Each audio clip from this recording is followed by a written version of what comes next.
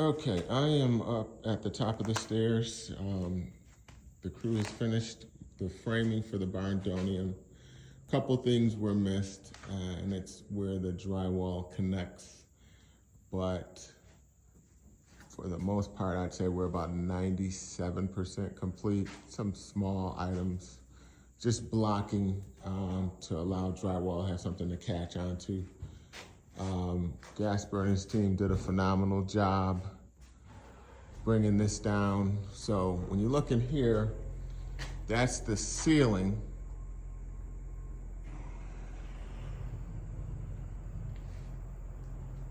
For what's gonna be a big bonus room area. And this is one of the 2 bedrooms upstairs. We came in and we brought the roof line down, so that's where you will have your kind of ceiling joist that'll tie in for the bedroom. You come over here, this is the bathroom, which is already complete. What we had to do was figure out in these 2 bedrooms what to do to bring down the ceiling to allow it to be drywalled in. So the height of the ceiling at the corner of the rooms, you know, it's a height where I can basically stand and touch it. So about 5.5 feet, maybe just a little bit more. But that'll be the framing, and drywall will be able to be hung on that.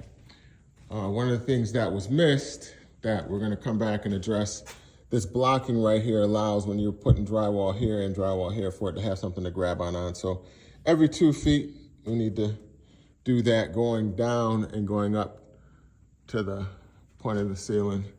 And then also do the same thing. These are gonna be pocket doors, so up here, add some additional blocking. The guys use 2x4s here, 2x4, 2x6, whatever miscellaneous material we've got. It's just, when you're hanging that drywall, it's gotta have something to hang on this side, and then also something to bite up against on this side. So doing that, the other thing that we missed is same concept with the blocking. We've gotta do some blocking right here to allow the drywall to catch, so that when you run a sheet of drywall over the ceiling and it needs to connect right here at the top, there's something for it to grab onto. This is the 2nd floor. Just did the roof line. So we did the framing around the walls for drywall. That was a secondary component. You can see how the guys framed that up. As you look around, you can see where the drywall will end and begin. So they're gonna drywall the exterior walls. This beam right here, they're gonna fortify that, hang in a LVL or some kind of cedar beam off of it to allow them to then hang a ceiling fan that goes down. It'll probably be on a drop of about 10 feet so that it gets down to them and provides them some comfort. But this is the framing. Exterior walls are complete. It's gonna try to schedule the roughing inspection for, I told them Tuesday, give my guys a moment to come back up, and we missed one wall and that little bit of blocking I showed you while they're here. I'm gonna get them. This is the kitchen. This is some cabinetry blocking. So right here, the uppers will be at 42-inch cabinets for the uppers. This is where the lowers will tie in.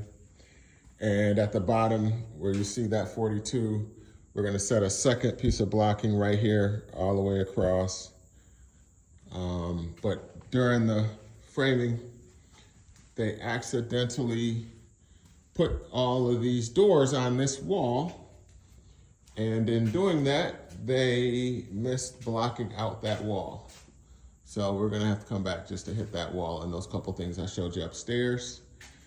This is one of the downstairs bedrooms. It all looks very different when there's drywall in place, but this is one of the downstairs bedrooms. It's coming together very nicely. I'm excited for the homeowners.